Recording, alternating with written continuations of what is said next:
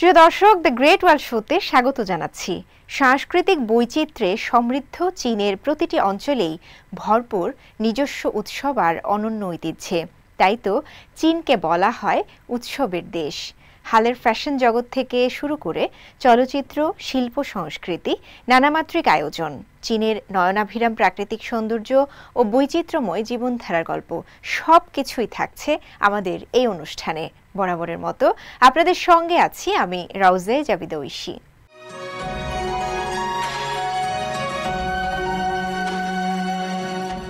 হিমালয়ের কোলে তুষার ঢাকা পিরামিডের মতো উঠে দাঁড়ানো মাউন্ট কৈলাস আধ্যাত্মিকতা আর বিশ্বাসের প্রতীক। এটি চীনের সিচাং স্বায়ত্তশাসিত অঞ্চলে অবস্থিত। শত শত বছর ধরে বৌদ্ধ ও হিন্দু ভক্তদের কাছে এটি শুধু একটি পাহাড় নয়, বরং ভক্তি, ত্যাগ আর আত্মশুদ্ধির কেন্দ্র। আর আজ সেই পথেই পাশাপাশি চলছে আধুনিকতার ছোঁয়া।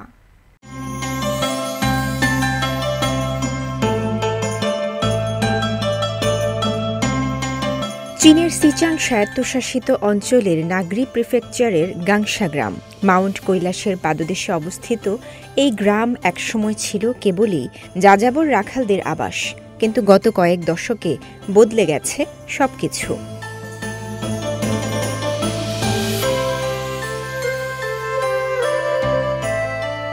প্রথমে এই গ্রামে সীমিত পরিসরে ভক্ত অনুসারীর জন্য ইয়াক ভাড়া দেওয়ার কাজ শুরু হয়। আজ সেই উদ্যোগ বেড়ে দাঁড়িয়েছে প্রায় ৫,০০০ ইয়াক আর ২ শতাধিক ঘোড়ার বিশাল ট্যুরিজম সেবায়।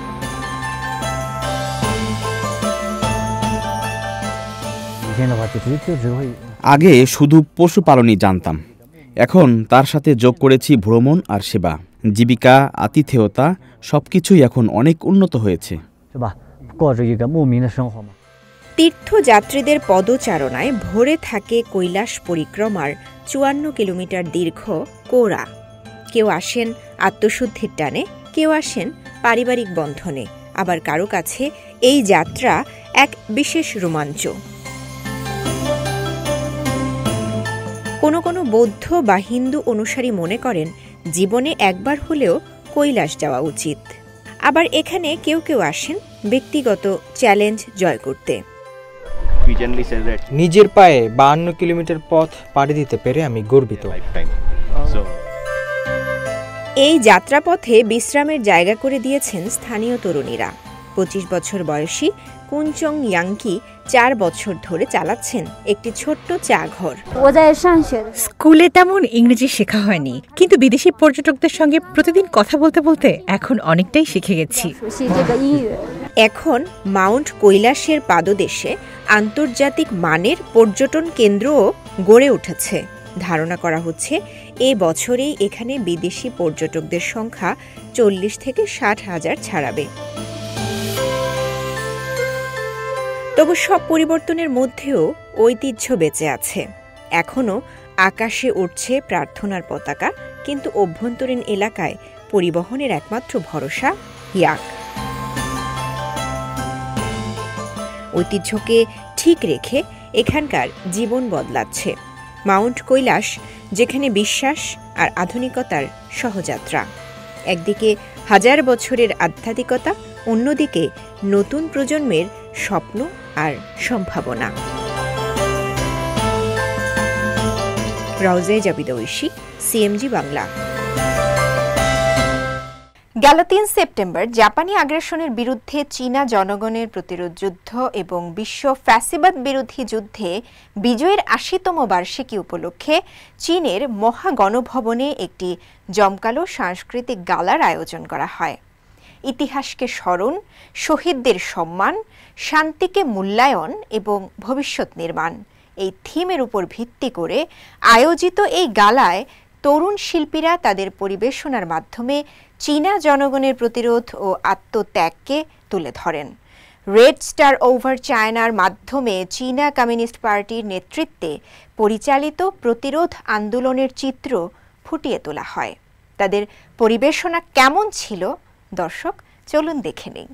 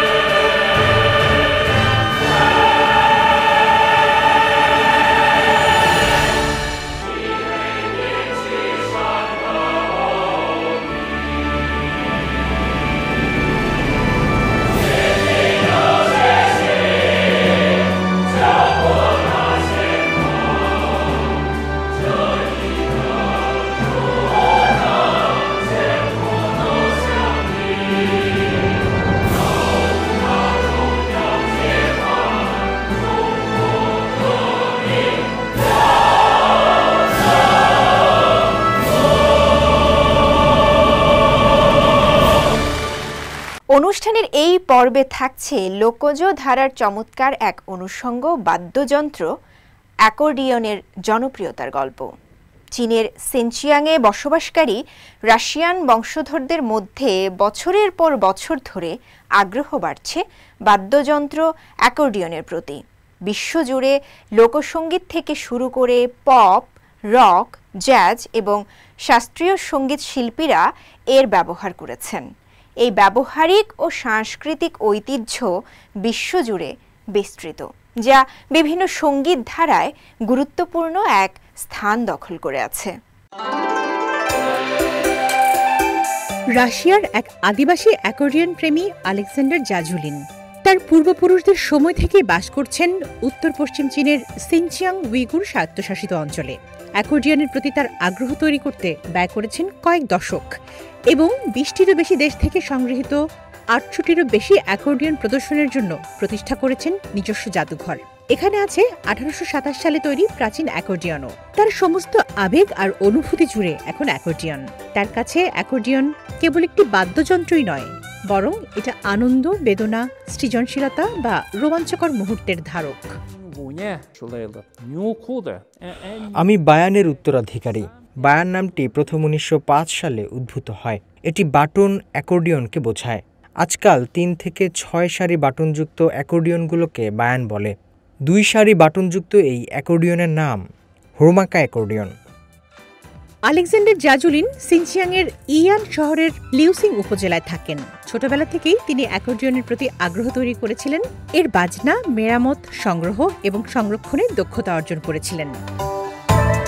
1991 সালে খোলা তার অ্যাকর্ডিয়ন মেরামতের দোকানটি স্থানীয় এবং আন্তর্জাতিকভাবে সুপরিচিত হয়ে ওঠে। 2013 সালে সিনচিয়াংয়ে জাজুলিনকে ব্যক্তিগতভাবে রাশিয়ান বায়ান শিল্পের অধরা সাংস্কৃতিক ঐতিহ্যের উত্তরাধিকারী উপাধিতে ভূষিত করা হয়। অ্যাকর্ডিয়নটি 1936 সালে রাশিয়ায় হাতে তৈরি করা হয়েছিল। এক সারি বোতাম বিশিষ্ট অ্যাকর্ডিয়নটিকে সারাতোভ অ্যাকর্ডিয়ন বলা হয়। এটি 1947 সালে কমরেড ইভানোভিচ নিজে তৈরি করেছিলেন। এটি আমাদের প্রিয় অ্যাকর্ডিয়ন। জাজুলিনের জীবন জুড়ে অ্যাকর্ডিয়নটি তার আত্মার আত্মীয় হয়েছিল। তার জাদুঘরটির প্রতিটি অ্যাকর্ডিয়নই যেন সময়ের সাথে সাথে সঙ্গীতগুলোর ঐতিহ্য ধারণ করে। আমার দাদা দাদি 1931 সালে রাশিয়া থেকে চীনে আসেন। বাবা মা দুজনেই চীনের সিনচিয়াংয়ে জন্মগ্রহণ করেন এবং আমারও জন্ম সেখানে। লিগুয়াং স্ট্রিট আমার জন্মস্থান। আমি যখন ছোট ছিলাম তখন আমার বাবা অ্যাকর্ডিয়ন বাজাতেন এবং আমি প্রায়শই তার পাশে বসে তার পরিবেশনা শুনতাম। যখন আমি 11 থেকে 12 বছর বয়সে ছিলাম তখন আমাদের প্রথম অ্যাকর্ডিয়নের রিড ভেঙে গিয়েছিল। আমার বাবা নিজেই একটি নতুন রিড তৈরি করেছিলেন এবং অ্যাকর্ডিয়নটি মেরামত করেছিলেন। আমি দেখেছি আমার বাবা কিভাবে এটি করেছিলেন। একবার আমার বাবা বাড়িতে ছিলেন না। তার এক বন্ধু মেরামতের জন্য একটি ছোট অ্যাকর্ডিয়ন নিয়ে এসেছিল। আমি তাকে বলেছিলাম যে আমার বাবা বাড়িতে নেই। এখানে 27টি দেশের 30টিরও বেশি ধরনের মোট 816টি অ্যাকর্ডিয়ন প্রদর্শনীতে রয়েছে। গত 40 বছরে জাজুলিন 20টিরও বেশি দেশ থেকে 800টিরও বেশি অ্যাকর্ডিয়ন সংগ্রহ করেছেন। স্থানীয় সরকারের সহায়তায় 1200 বর্গমিটার জুড়ে লিউসিং উপজেলায় আলেকজান্ডার অ্যাকর্ডিয়ন জাদুঘর প্রতিষ্ঠিত হয়েছিল, যেখানে প্রতিটি অ্যাকর্ডিয়ন তার নিজের গল্প আর ইতিহাস তুলে ধরে। তিনি হাতে কলমে শিখেছেন কিভাবে তার বাবা অ্যাকর্ডিয়ন ঠিক করতেন, তাই নিজেই একটি নতুন রিড তৈরি করেন। কখনো ভাঙা রিডটি স্থাপন করে অ্যাকর্ডিয়নটি মেরামত করেন। এভাবেই স্বপ্ন দেখেন ভবিষ্যতে কোনো একদিন একটি মেরামতের দোকান খোলার। এখন উরুমছি, আলমাটি আর কাজাখস্তানের লোকেরাও ভিড় করেন তাদের অ্যাকর্ডিয়ন মেরামত করতে। এভাবেই আলেকজান্ডার পেয়ে যান অগণিত অ্যাকর্ডিয়ন প্রেমী বন্ধু। তামান্না জেনিফার, সিএমজি বাংলা। চীনের ঐতিহ্য আর আধুনিকতার মেল বন্ধন ঘটাতে প্রতি বছর আয়োজিত হয় মিড অটাম ফেস্টিভ্যাল গালা। এবছর 2025 সালে বিশেষ আয়োজনে সিচুয়ান প্রদেশের তয়াং শহরে শুরু হয়েছে এর রেকর্ডিং। প্রকৃতি, ইতিহাস আর সংস্কৃতিকে একই মঞ্চে ফুটিয়ে তুলতে আয়োজনকে সাজানো হচ্ছে নতুন মাত্রায়। চীনের সিচুয়ান প্রদেশের টয়াং শহরে সুয়ানচো লেকের প্রাকৃতিক পটভূমিতে শুরু হয়েছে সিএমজি 2025 মিড অটম ফেস্টিভ্যাল গালার রেকর্ডিং। পাহাড় আর হ্রদের মিশ্রণে তৈরি করা হয়েছে এক কাব্যিক ও দৃষ্টিনন্দন পরিবেশ। প্রতি বছরের মতো এবারও থাকছে 3 অধ্যায়ের মূল কাঠামো, তবে এবার গল্প বলার ধরনে ও চিত্রায়নে যুক্ত হয়েছে নতুনত্ব। গানের নির্বাচন, কথার ব্যাখ্যা কিংবা অধ্যায়ের বিন্যাস সব জায়গায় সূক্ষ্মতা আর আবেগকে কেন্দ্র করেই গড়ে তোলা হচ্ছে শিল্পিত উপস্থাপনা। মানুষের আবেগ ও অন্তর্জগৎকে তুলে ধরতেই এ বছর ভিন্ন রূপে সাজানো হচ্ছে অনুষ্ঠান বলে জানান এই কর্মকর্তা। আমরা গল্প বলার এবং বিস্তারিত সিনেমাটিক উপস্থাপনের মাধ্যমে উৎসবের সমস্ত অনুষ্ঠান প্রদর্শন করছি। ছোট ছোট বিবরণে গভীরভাবে অনুসন্ধান করে এবং সূক্ষ্ম এন্ট্রি পয়েন্ট ব্যবহার করে আমরা মানুষের আবেগ এবং অভ্যন্তরীণ জগৎকে চিত্রিত করার চেষ্টা করছি। এবারের গালা আরেকটি বিশেষ তাৎপর্য বহন করছে। চীনের জনগণের জাপানি আগ্রাসনের বিরুদ্ধে প্রতিরোধ যুদ্ধ ও বিশ্ব ফ্যাসিবাদ বিরোধী যুদ্ধের বিজয়ের ৮০তম বার্ষিকী স্মরণ করা হবে এই আয়োজনের মধ্য দিয়ে। মধ্য শরৎ উৎসব মানেই পূর্ণিমার রাতে পরিবারকে ঘিরে পুনর্মিলন। এটি একটি ঐতিহ্যবাহী চীনা উৎসব যা চীনা চান্দ্র ক্যালেন্ডারের ৮ম মাসের ১৫তম দিনে উদযাপিত হয়। চাঁদ যেমন সম্পূর্ণতার প্রতীক, তেমনি এই আয়োজনও হয়ে ওঠে একতা ও সংস্কৃতির বার্তা ছড়িয়ে দেওয়ার অনন্য মঞ্চ। আগামী ৬ অক্টোবর উদযাপিত হবে এই বছরের মিড অটম ফেস্টিভ্যাল। সিএমজির এই বিশেষ আয়োজনে উৎসবের রাতে চাঁদের আলোয় ভাসবে চীন, তার সংস্কৃতি, ইতিহাস আর ঐতিহ্যের মিশেলে। রওজা জাবিদ ঐশী, সিএমজি বাংলা। চীনের তরুণ প্রজন্ম নতুনভাবে বদলে দিচ্ছে দেশের পর্যটন খাতের ধারা। ভ্রমণের মানে এখন আর শুধু দর্শনীয় স্থান ঘোরা নয়, বরং সাংস্কৃতিক অভিজ্ঞতা অর্জন আর আধ্যাত্মিক তৃপ্তিই হয়ে উঠছে আসল আকর্ষণ।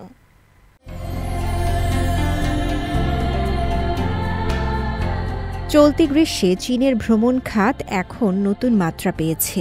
বেইজিং ভিত্তিক পর্যটন সংস্থা ইউটোর ওয়ার্ল্ডের তথ্য বলছে এই বছর গ্রীষ্মকালীন ভ্রমণ বেড়েছে প্রায় ৮০%।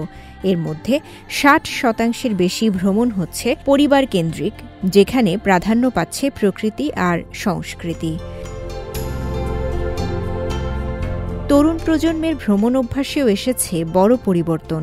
এখন তারা চাইছে ধীরস্থির ভ্রমণ, ব্যক্তিগত রুটিনে সাজানো অভিজ্ঞতা। গণভ্রমণ নয়, বরং লোকজ সংস্কৃতি আর ঐতিহ্যের সঙ্গে মিশে যাওয়াই তাদের আসল লক্ষ্য। অভিভাবকেরা এখন সন্তানদের লোকজ অভিজ্ঞতায় যুক্ত করতে চান, তাই আমরা ট্যুর প্যাকেজে রাখছি ঐতিহ্যবাহী খাবার তৈরি কিংবা হস্তশিল্পের মতো কার্যক্রম। এদিকে তরুণ ভ্রমণকারীরা জানালেন নিজেদের অভিজ্ঞতা। মে দিবসে জাপান ভ্রমণ করেছেন এক পর্যটক, আরেকজন গেছেন শানসি প্রদেশে।